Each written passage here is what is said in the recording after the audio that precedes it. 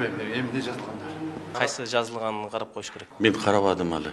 Мен бүгүн да присяга бердим. Эми бул суроону атайын берип атсаңыздар керек. Бүгүн Жогорку Кеңештин депутаттары жаңы конституциянын долбоорун референдумга алып чыгуу боюнча биринчи окууда карап колдоп берди. Ошол баш мыйзамда 76 беренесинен 88 беренесине чейин мыйзам чыгаруу бийлигинин укуктары тууралуу жазылган.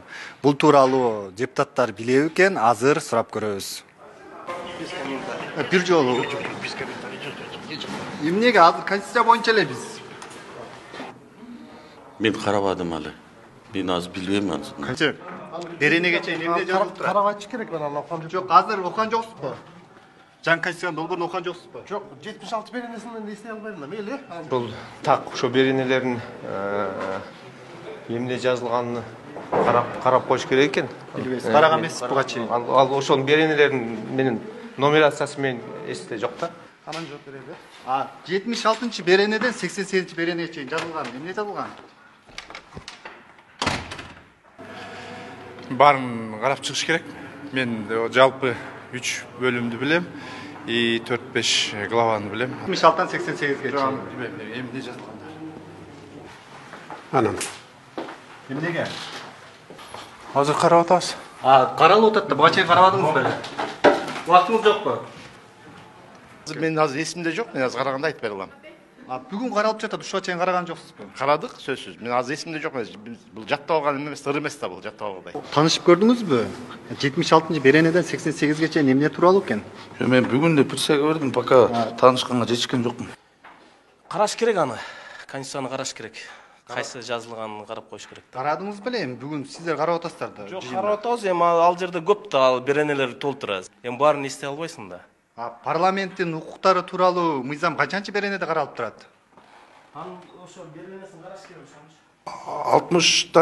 60'tan bir 70 kançaga çeyин bul prezidenttiki baratat, potom 70'ten 80'ge çeyin bul neme baratat, 70 kançadan 80 kançaga çeyin idет atkarуу бийлиги баратат, анан 89'tan 90 kançaga çeyin 100 kançaga çeyin идет этот сот бийлиги.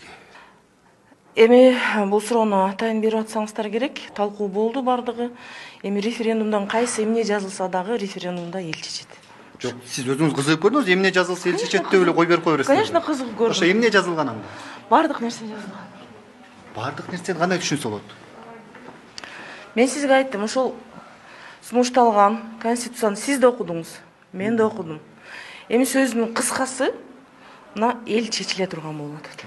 Мен эл чечет ансыз деле сурап атам. 76 беренеден 88-ге чейин эмне жазылган? Эмне тууралуу? Мен сизге айтып атпаймынбы?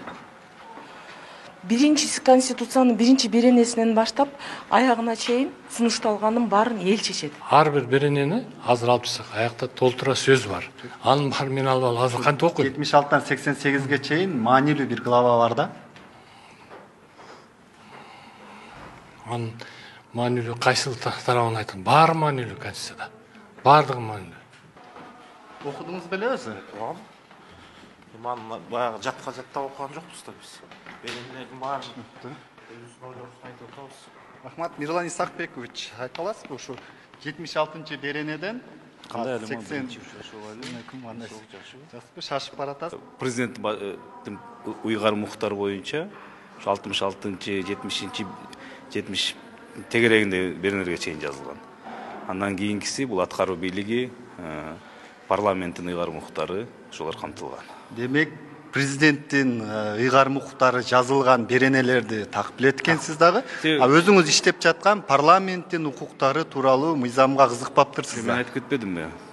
60'tan баштап президенттики, аткаруу бийлигиники, парламенттики Себеби азыр бир сурап аткан 76 беренеден баштап парламенттин укуктары, Жогорку Кеңештин депутаттарынын укуктары тууралуу жазылган болчу. Жакшы.